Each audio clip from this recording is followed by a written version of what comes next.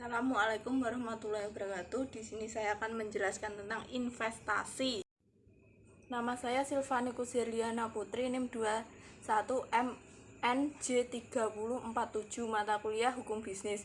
Investasi merupakan salah satu cara perusahaan dalam mengoptimalkan penggunaan kas atau terjadinya surplus. Dengan berinvestasi, maka dana yang terdapat dalam kas perusahaan tidak menganggur. Investasi sanggup dimaksudkan sebagai akumulasi dari suatu bentuk aktiva untuk memperoleh manfaat di masa yang akan datang. Dengan adanya investasi, maka perusahaan mengharapkan beberapa keuntungan, yakni terjadinya administrasi kas, terciptanya kekerabatan yang akrab, dan memperkuat posisi keuangan suatu perusahaan.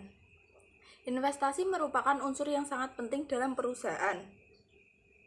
Definisi investasi berdasarkan PSAK adalah suatu aktiva yang dipakai perusahaan untuk bertumbuhnya kekayaan melalui distribusi hasil investasi, ibarat bunga, royalti, dividen, dan uang sewa. Untuk apresiasi nilai investasi atau untuk manfaat lain bagi perusahaan yang berinvestasi, ibarat manfaat yang diperoleh melalui kekerabatan perdagangan.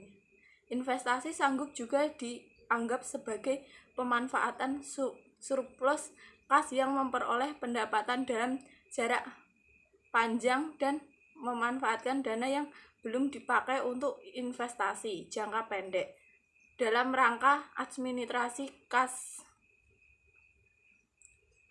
Properti investasi didefinisikan dalam PSAK 13 sebagai properti, yaitu tanah dan bangunan yang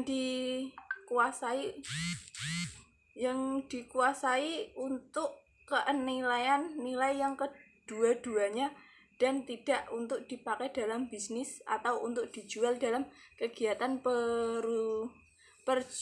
perjuangan sehari-hari. Bentuk-bentuk investasi. Aktivitas investasi merupakan unsur penting dari operasi perusahaan dalam menjadi salah satu dasar evaluasi terhadap kinerja perusahaan. Beberapa alasan perusahaan memaksimalkan investasi ialah untuk menempatkan kelebihan dana. Selain itu, investasi juga sanggup dilakukan sebagai sarana mempercepat kekerabatan bisnis atau memperoleh suatu keuntungan perdagangan. Hakikat salah satu investasi sanggup berupa hutang, selain hutang jangka pendek atau hutang dagang atau instrumen ekuitas. Pada umumnya, investasi mempunyai hak finansial sebagai berwujud, ibarat investasi tanah, bangunan, emas, berlian, atau komoditi lain yang disarankan. Klasifikasi investasi. Investasi dibagi menjadi dua, yaitu investasi jangka panjang dan investasi jangka pendek. Investasi jangka panjang merupakan kelompok aset non-lancar dan investasi jangka pendek merupakan kelompok investasi lancar. Investasi jangka pendek harus memenuhi karakteristik sebagai berikut. 1. Dapat segera diperjualbelikan atau dicarikan. 2. Investasi tersebut ditujukan dalam rangka administrasi kas. Artinya pemerintah sanggup menjual investasi tersebut tanpa timbul kebutuhan kas.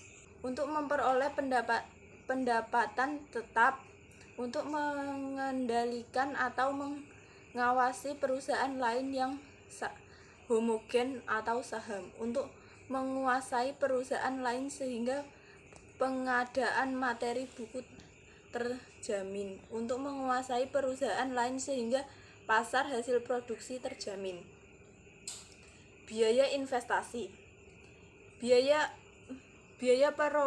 perolehan Suatu investasi meliputi biaya perolehan lain di samping harga beli, ibarat komisi broker, jasa bank, dan pungutan oleh bursa efek.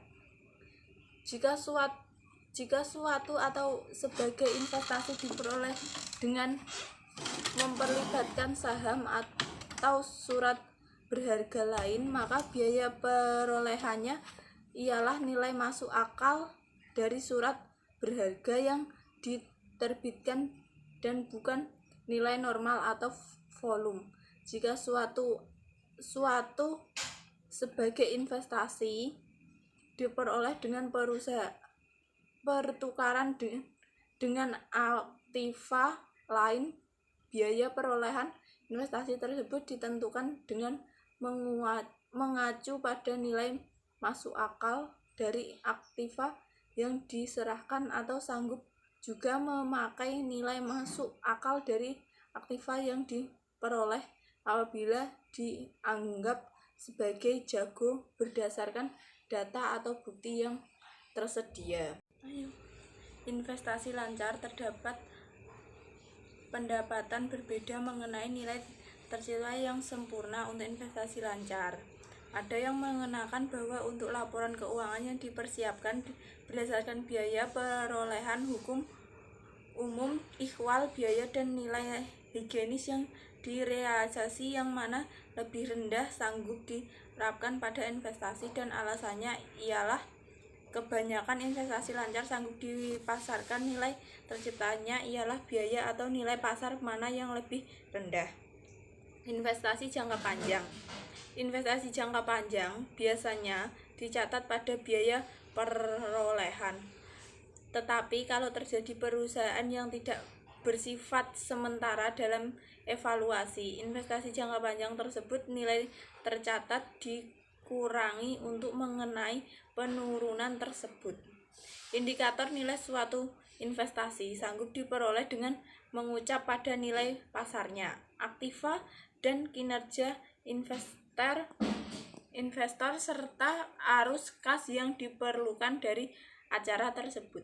Resiko dan jenis serta penyertaan investor pada investasi juga diperhitungkan. Pembatasan distribusi oleh investasi tersebut atau penlepasan investasi oleh investor mungkin menguasai investasi. Contoh, pembayaran dividen atau pembayaran kembali investasi. Sekian dari saya penjelasan dari investasi. Terima kasih. Assalamualaikum warahmatullahi wabarakatuh.